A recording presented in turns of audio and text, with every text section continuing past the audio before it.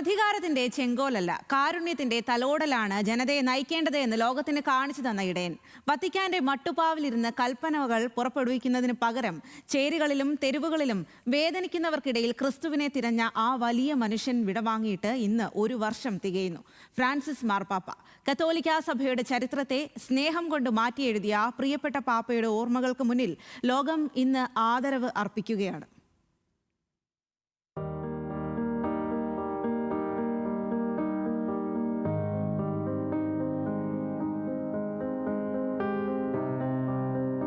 Latin അമേരിക്കയുടെ മണ്ണിൽ നിന്ന് ദരിദ്രരുടെ പക്ഷം ചേരാൻ വന്നവൻ എന്നർത്ഥമുള്ള ഫ്രാൻസിസ് എന്ന പേര് സ്വീകരിച്ചപ്പോൾ തന്നെ അദ്ദേഹം തന്റെ വഴി വ്യക്തമാക്കിയിരുന്നു. ആ എളിമയായിരുന്നു പിന്നീടുള്ള 12 വർഷം ലോകം കണ്ടത്. കൊട്ടാര സദസ്സുകളേക്കാൾ അദ്ദേഹം ഇഷ്ടപ്പെട്ടത് അഭയാർത്ഥി ക്യാമ്പുകളും തടവറകളുമായിരുന്നു. മുറിവേറ്റവരുടെ പക്ഷത്ത് നിൽക്കുന്ന സഭയെ അദ്ദേഹം സ്വപ്നം കണ്ടു. സഭയ്ക്കുള്ളിലെ കടുപ്പമേറിയ വാതിലുകൾ അദ്ദേഹം കാരുണ്യം കൊണ്ട് തുറന്നിട്ടു.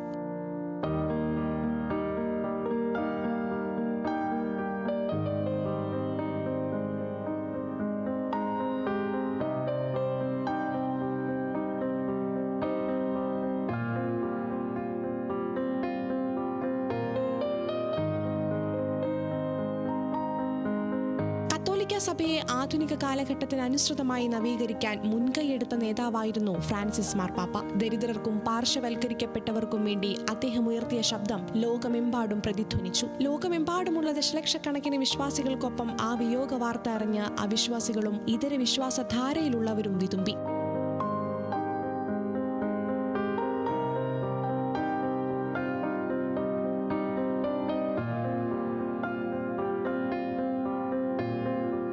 വർഷം ഏപ്രിൽ 21 ആ സ്നേഹദൂതൻ കണ്ണടയ്ക്കുമ്പോൾ ലോകം വിതുമ്പിപ്പോയത് അദ്ദേഹം ഒരു മതനേതാവായതുകൊണ്ട് മാത്രമായിരുന്നില്ല, മനുഷ്യനെ മനുഷ്യനായി മനസ്സിലാക്കുന്ന ലോക നേതാവായിരുന്നതുകൊണ്ട് തന്നെയാണ്.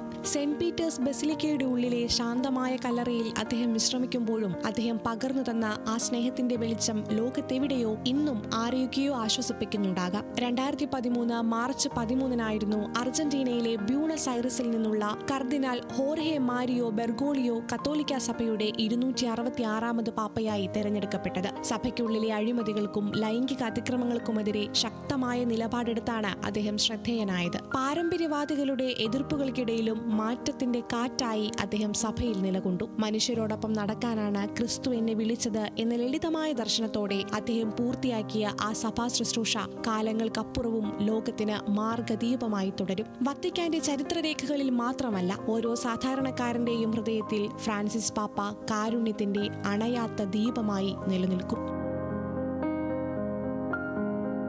News desk, news Malayalam.